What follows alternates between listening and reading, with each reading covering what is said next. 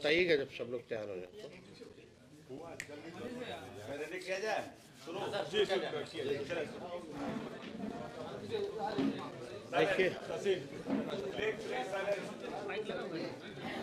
देखिए चौथा चरण कार्यकर्ता दर्शन सह संवाद कार्यक्रम का चल रहा है और इस चौथे चरण में कोसी के इलाके, सीमांचल के इलाके, जो पूर्णिया प्रमंडल में जितने भी जिले हैं उन सब का दौरा हो रहा है। और इसी के सिलसिले में आज पूर्णिया जिला का जितने हमारे पार्टी के वर्कर हैं इस ज़िले में, चाहे वो पंचायत स्तर के हों या ब्लॉक लेवल के हों या जिला लेवल के हों या बूथ लेवल के हों, सभी लोगों से जो है संवाद हम लोग करेंगे।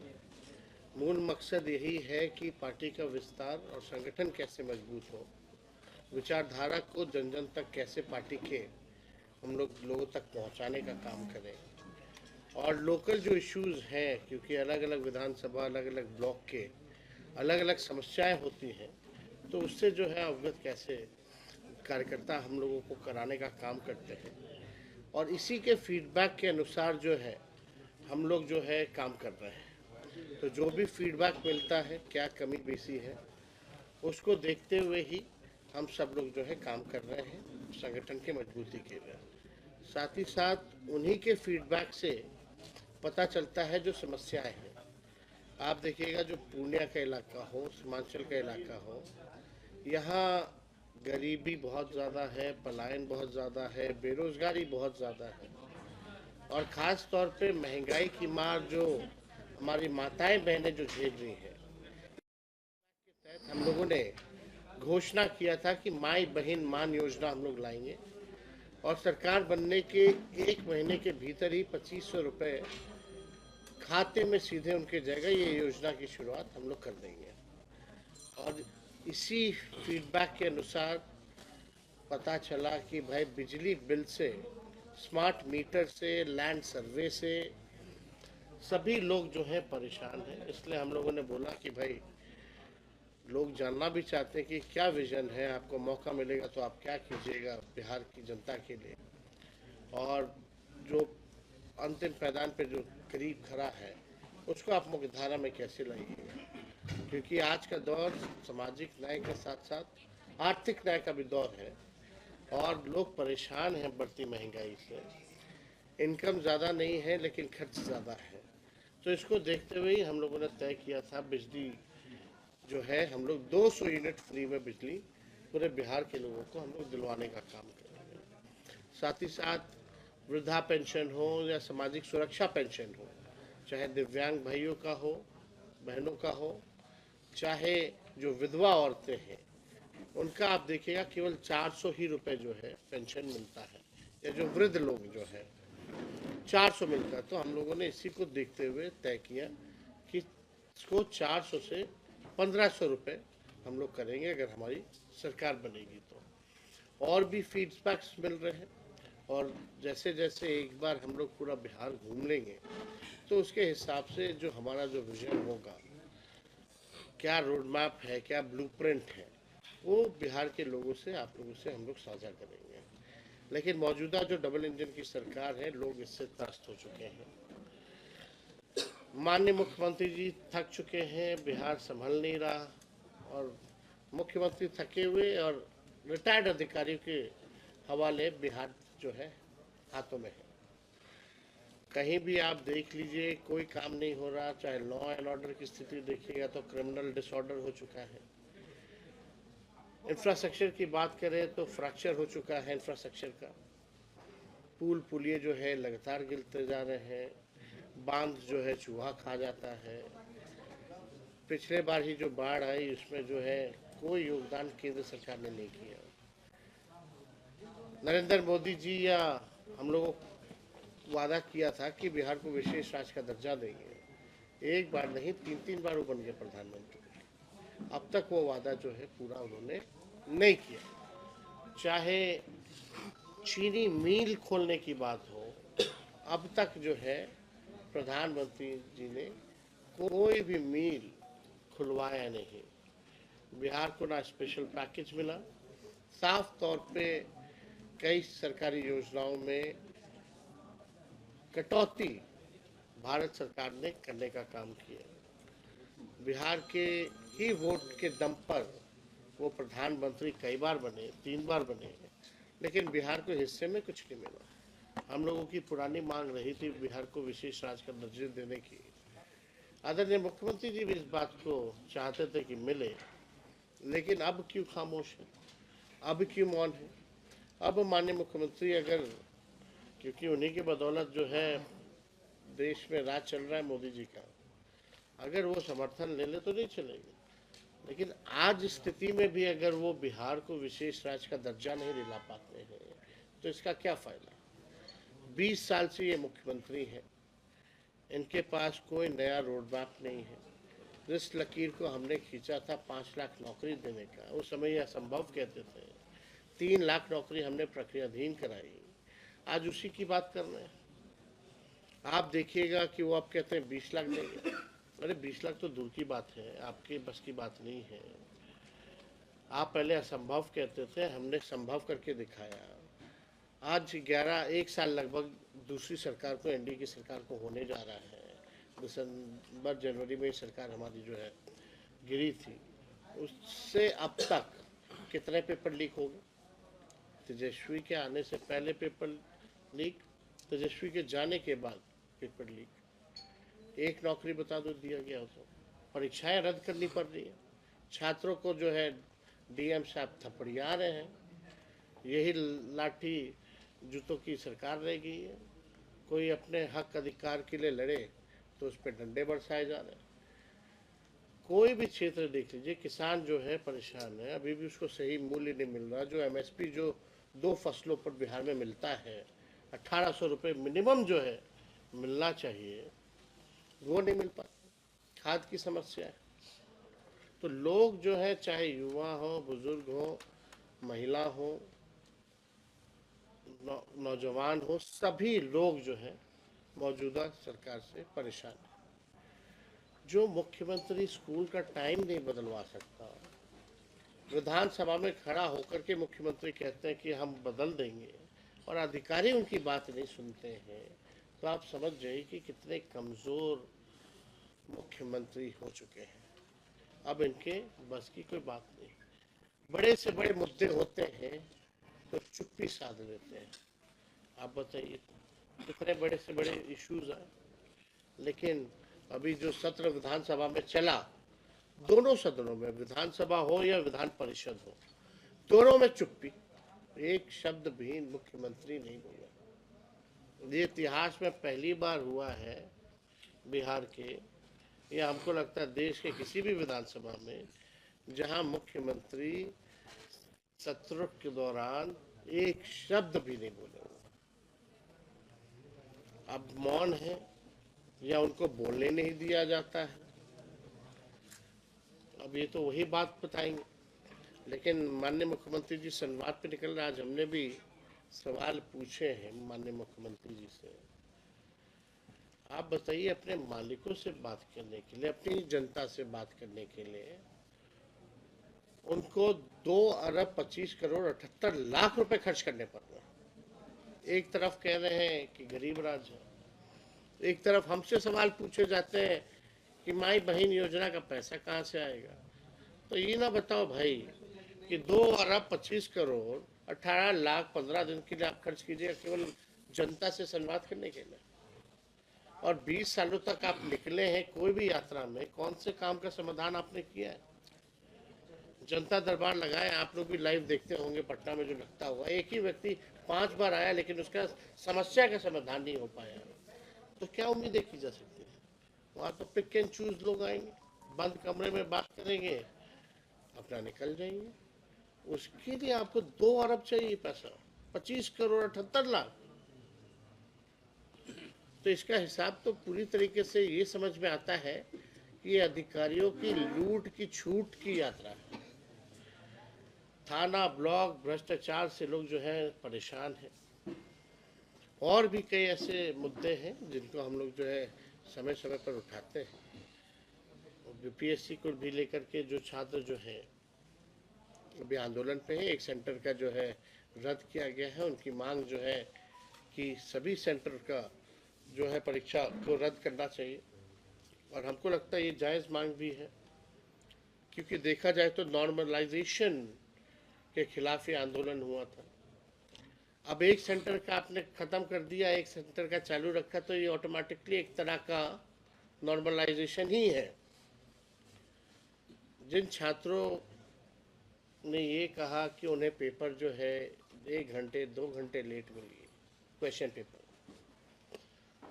तो उनके साथ अन्याय है, उनके भविष्य के साथ खिलवाड़। समय निकल जाएगा तो उनका मन निकल रहा है, फिर मौका उनको नहीं मिलेगा। हमने तो ये भी कहा था सर्वर जो डाउन था 2 दिन 3 दिन, इसमें छात्रों की तो गलती नहीं थी, उनको एक मौका मिलना चाहिए था, लाखों अभ्यर्थी थे, लेकिन सरकार ने इस बात को अनसुना किया। नॉर्मलाइजेशन की जहाँ तक बात थी, तो आप 10 दिन तक क्या कर रहे थे? आपने स्पष्टीकरण क्यों नहीं दिया, स्टैंड क्यों नहीं लिया कि ऐसी कोई बात नहीं है? आंदोलन हुआ, आपने लाठी बरसाए, डीएम ने थप्पड़ मारा, फिर शाम में आप कहते हैं कि नॉर्मलाइजेशन अफवाह था। तो ये सरासर अन्याय हो रहा है, और पता नहीं मुख्यमंत्री जी होश में है कि नहीं है, कहाँ है। आप संवाद के लिए निकल रहे हैं, आप इनसे नहीं मिल सकते? आंदोलन जो कर रहे हैं, क्या उनके डेलीगेट से नहीं मिल सकते? मुख्यमंत्री तो छोड़ो, अधिकारी भी नहीं मिलते, न मंत्री कोई इनका मिलता है। भाजपा के दो मुख्यमंत्री काहेला है?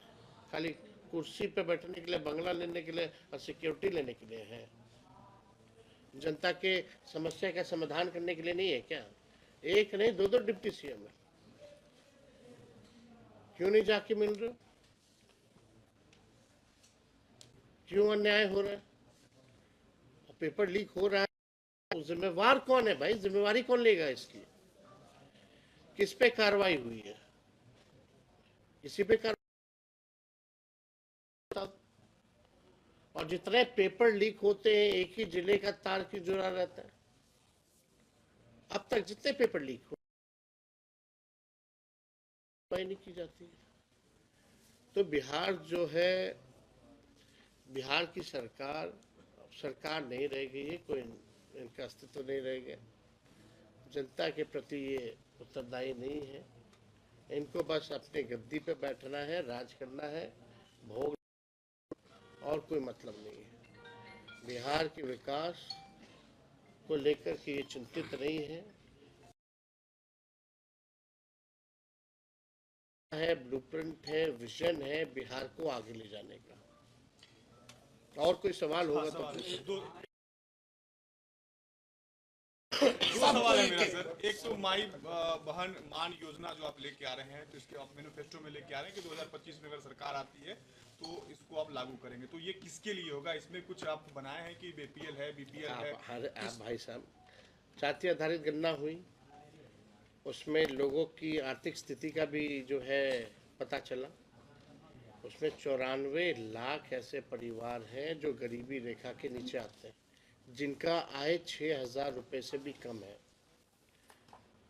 उन लोगों को होगा, जो जरूरतमंद महिला होंगी उनको दिया जाएगा।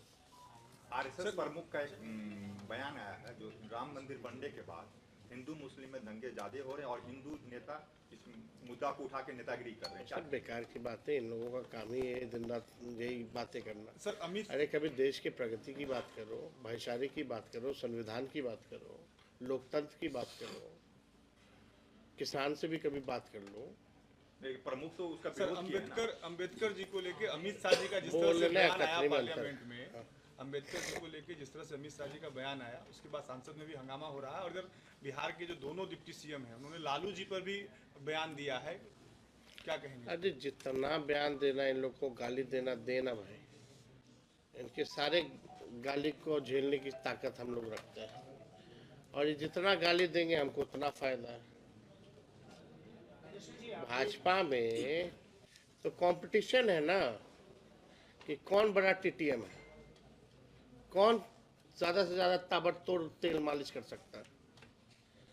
तो लोग लगे रहते हैं, एक उप मुख्यमंत्री कुछ बोलता है तो दूसरा पीछे ना छूट जाए, तो वो कूद जाता है, वो कूद जाता है तो प्रदेश अध्यक्ष कूद जाता है, नहीं तो केंद्र मंत्री कूद जाते हैं।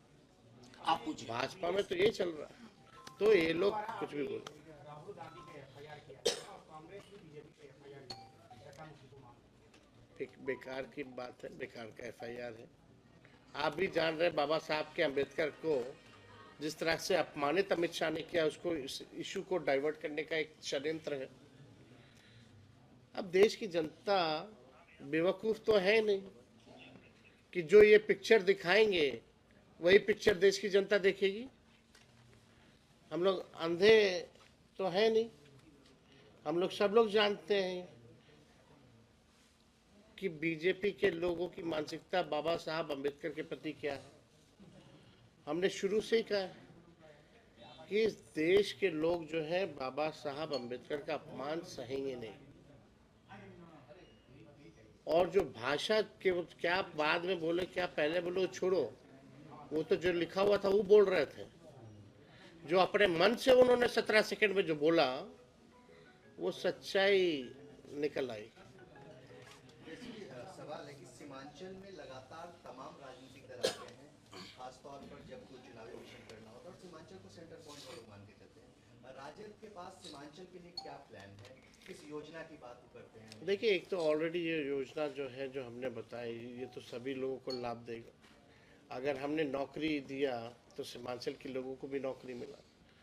देखिए, यहाँ बड़ा इलाका जो है आप एग्रो बेस्ड इंडस्ट्री भी लगा सकते हैं।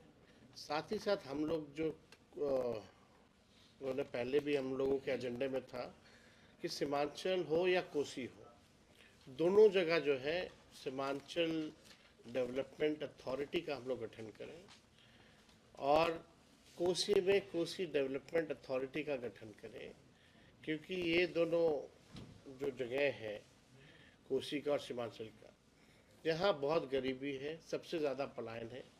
ऐसा कोई परिवार घर नहीं होगा जिसके लोग बाहर नहीं होंगे। तो उनके लिए हम लोगों के पास ब्लूप्रिंट है, हम लोग जो है काम ज़रूर करेंगे। ख़ास तौर पे महंगाई से अगर महिला तबाह है, परेशान है, तो डायरेक्ट जो है उनको बेनिफिट अगर 2500 का होगा तो उनको लाभ होगा। अगर उनके घर में बुज़ुर्ग हैं तो आप समझिए कि उनको वृद्धा पेंशन अगर मिलता है तो 400 से सीधे 1500 यानी 1100 वो, और बिजली अगर 200 यूनिट अगर फ्री में आप उपलब्ध कराइएगा तो 500 रुपये वो का फ़ायदा होगा। तो लगभग 4000 रुपये तो आपको इस दौर में मदद करेगा। लेकिन यहाँ के लोग पलायन ना करें, बाढ़ की अलग समस्या है, ये इंटरनेशनल इशू भी है। लेकिन आप बताओ, नरेंद्र मोदी जी ने 11 साल हो गया ना प्रधानमंत्री बनते हुए, क्या इसमें उपाय लगाया? 20 साल से बिहार के मुख्यमंत्री ने क्या किया इन्होंने? यानी they don't have anything. Seemanchal में है सर, आप सीमांचल में है सर, आप पप्पू जी को साथ लाएंगे? अब और कोई सवाल होगा तो पूछा जाए। सर, लालू जी ने कहा था कि जो इंडिया गठबंधन है उसका नेतृत्व ममता बनर्जी के हाथों में देना चाहिए। आप क्या राय? पत्रकार भाई ने सवाल पूछा कि दिया जाना चाहिए, नहीं दिया जाना चाहिए, तो लालू जी ने कहा देने में क्या हर्ज है। लेकिन ये बात तो सब लोग मिलकर के ही ना डिसाइड करेंगे कि कौन नेतृत्व करेगा। और नेतृत्व करने की बात कहाँ है? कन्वेनर कौन बनेगा, चेयरमैन कौन बनेगा? तो ये बातें जब तक ऑफिशियल तौर पे एजेंडे में हम लोगों के पास नहीं आता है, जब तक बैठक नहीं होती है, और कोई हम या लालू जी थोड़ी निर्णय लेंगे। निर्णय लेने वाले तो जितने अलायंस पार्टनर के सभी दल के लोग हैं उनको निर्णय लेना है, उसमें हम लोग भी पार्ट हैं। जब ये बात आएगी तो सुझाव दिया जाएगा। हाँ, बताएं। बिहार में जो चुनाव होंगे तो किसके, जो पप्पू यादव कह रहे हैं कांग्रेस बड़ी भाई की भूमिका में हो, वो क्या कहना? अरे भाई, कौन क्या कहता है, इससे हमको क्या लेना देना? अच्छा, अमित शाह जी हमको बोल तो रहे हैं अपने काम को करना है। क्या अमित शाह सही में पागल हो गए?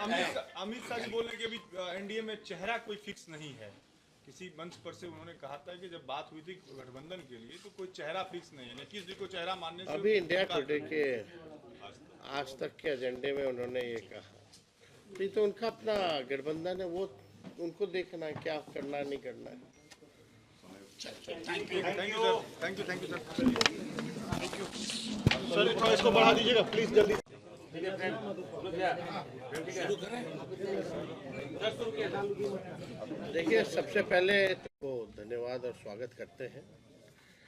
और आज कटिहार में हम लोगों का कार्यक्रम है, कार्यकर्ता दर्शन सह संवाद कार्यक्रम, और ये चौथा फेज़ है हम लोगों का। और इस चौथे फेज़ में जितने भी सीमांचल के इलाके हैं या कोसी का इलाका हो, हर जगह हर ज़िले में हम लोगों ने घूमा है और ये कार्यक्रम हम लोगों ने किया है। और आज कटिहार में इस कार्यक्रम को होना है, तो जितने भी हमारे बूथ लेवल से पंचायत लेवल के, ब्लॉक लेवल के, जिला के जितने हमारे वर्कर हैं, पार्टी के पदाधिकारी हैं, उनसे हम लोग जो है संवाद करेंगे। और मकसद यही है कि विचारधारा को और जन जन तक कैसे पहुंचाया जाए, मजबूत कैसे किया जाए, संगठन को हम लोग और कैसे विस्तार करें और मजबूत कैसे करें। और इन्हीं यात्राओं के दौरान जो है, जो फीडबैक जो मिलता है लोगों से, कार्यकर्ताओं से, क्योंकि अलग अलग इलाकों की, अलग अलग क्षेत्रों की अलग समस्या होती है, तो जो हमारे वर्कर जो रहते हैं, चाहे जिस विधानसभा के, ब्लॉक के होते हैं, तो वहाँ की क्या समस्याएं हैं, उससे हम लोगों को अवगत कराते हैं और हम लोग फीडबैक उन लोगों से भी लेते हैं। इसी क्रम में जो फीडबैक हम लोगों को मिला, हम लोगों ने तय किया, क्योंकि ये सीमांचल का इलाका हो या कोसी का इलाका हो, यहाँ गरीबी है, यहाँ बेरोजगारी सबसे ज़्यादा है, पलायन बहुत अधिक है, और लोग जो है महंगाई से परेशान है। खास तौर पे यहाँ ऐसा परिवार नहीं मिलेगा जिस परिवार का व्यक्ति कोई ना कोई दूसरे राज्य में जाकर के काम ना कर रहा हो, बाहर पलायन ना किया हो। और ख़ास तौर पे महंगाई की जो मार है, सबसे ज़्यादा जो है झेलती है महिलाएं, झेलती हैं। घर चलाना उनके लिए काफ़ी दिक्कत हो जाता है। घर में कोई बीमार हो जाए तो पूरा घर का जो बजट जो है वो बिगड़ जाता है। और हम लोगों ने जो जाति आधारित गणना कराई थी, उसमें 94 लाख परिवार ऐसे हैं जिनका आय 6,000 से भी कम है।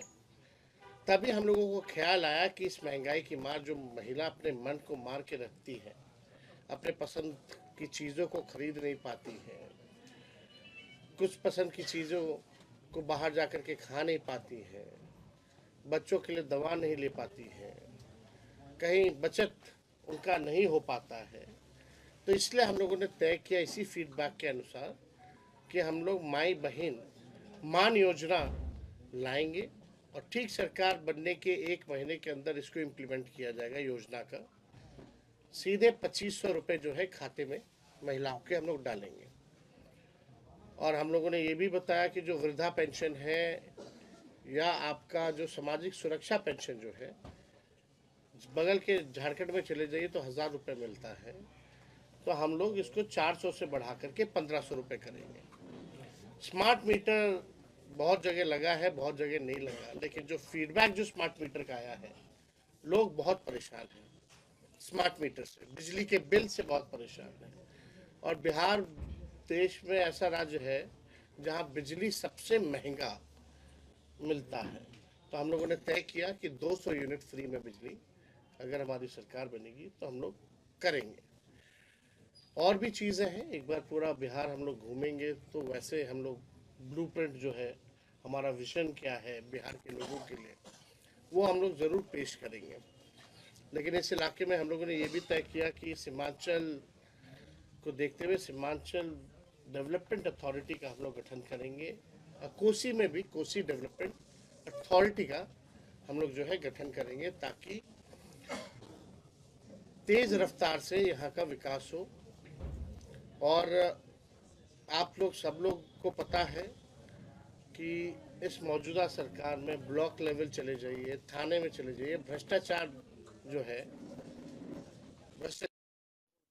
भ्रष्टाचार का बोलबाला है। इस पर सरकार जो है अंकुश जो है नहीं लगा पा रही है। पेपर लीक हो जाता है, एक भी परीक्षा, चाहे 10th से लेकर के बीपीएससी तक की जो परीक्षा है, 10th से लेके बीपीएससी तक की जो परीक्षा है, ये सरकार बिना पेपर लीक के परीक्षा नहीं करा पाती, तो आप समझ सकते हैं बिहार में किस प्रकार का सरकार चल रहा है। युवा परेशान है, महिलाएं परेशान। हमारे चाचा तो भूल ही गए बिहार को जो है विशेष राज्य का दर्जा दिलाने की बात। अब तो चाहे तो दिला ही सकते हैं, क्योंकि ही इज ऑल्सो। लेकिन उस समय जब 8-9 में जो बाढ़ आया था कोसी में, तो उस समय प्रधानमंत्री मनमोहन सिंह जी थे, सोनिया जी आई थी, यूपीए की चेयरमैन थी, लालू जी रेल मंत्री थे। 1000 करोड़ का पैकेज उस समय दिया गया था। रेलवे द्वारा भी जो है बहुत सहयोग जो है उस समय किया गया था। लेकिन आप देखिएगा मौजूदा स्थिति, जो डबल इंजन की जो सरकार है, मुख्यमंत्री तो होश में है ही नहीं। कल ही जो है शायद निवेश की बात आई तो मुख्यमंत्री गायब थे, चाहे कोई भी उदाहरण दिया जाए।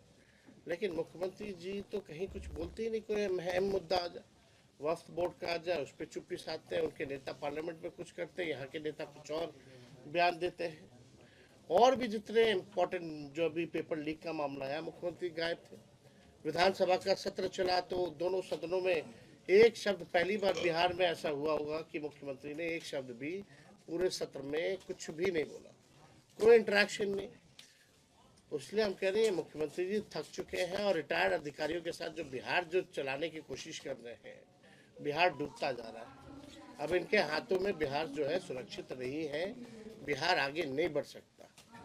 तो हम लोग जो है सारे काम को जो है हम लोग करेंगे, जनता के मुद्दे को हम लोग जो है उठाने का काम करेंगे। हम लोगों ने नौकरी दिया, 5 लाख 3.5 लाख नौकरी प्रक्रिया अधीन कराया 17 महीने में। आईटी पॉलिसीज बनाए, स्पोर्ट्स पॉलिसीज बनाए, टूरिज्म पॉलिसीज बनाए, तक का नौकरी का प्रावधान हम लोगों ने किया, नौकरी दिया। तो काम हम लोगों ने जो किया, चाहे मानदेय बढ़ाने का या नियोजित शिक्षकों 4.5 लाख को हम लोगों ने जो है राजकीय कर्मी का दर्जा दिया।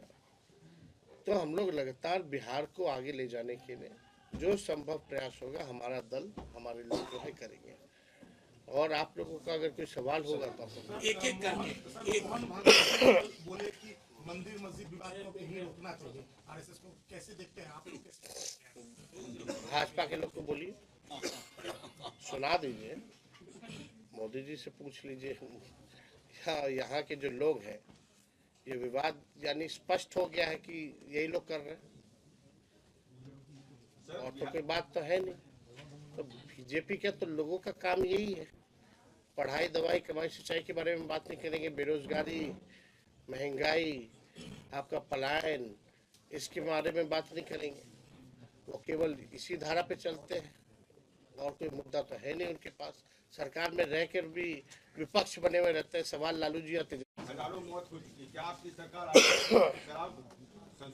देखिए एक बात तो स्पष्ट है कि हम लोग जो है चाहते हैं कि नशा मुक्त बिहार हो, लेकिन अगर कोई कानून अगर बना है तो उसका इम्प्लीमेंटेशन भी होना चाहिए। जो सरकार में जो लोग बैठे हैं इम्प्लीमेंट तो वही करेंगे, लेकिन आजकल तो सही कह रहे हैं कि होम डिलीवरी हो रहा है, आप देखिएगा तरह तरह की बात है। तो इसमें हमको लगता है कि सभी लोगों को बुला करके एक बार इस पर ब्रेनस्टॉर्मिंग होनी चाहिए, ऑल पार्टी मीट हो। या के लिए क्या है सर योजना?